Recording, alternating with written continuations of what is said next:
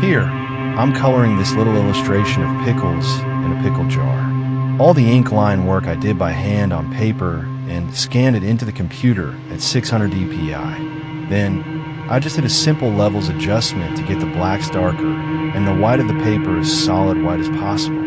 This makes it easier to isolate the ink, so that I just have to convert the white to alpha or transparent. I'm using Paint.net, a completely free program for all the coloring. I'm doing a very simple process for these illustrations, and this program is perfect for how I want to work.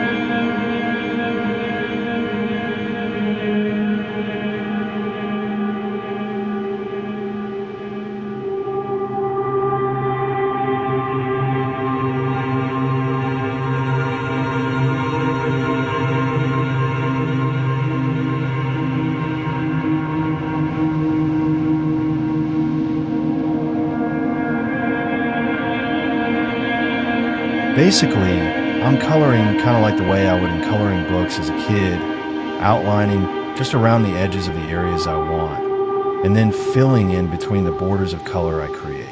I just make sure to get somewhere in the middle of the black ink lines, then use the paint bucket tool to fill in the space I create. I do all this on a layer just underneath the ink, with the ink layer just slightly lowered in opacity to help me see when I'm hitting inside it.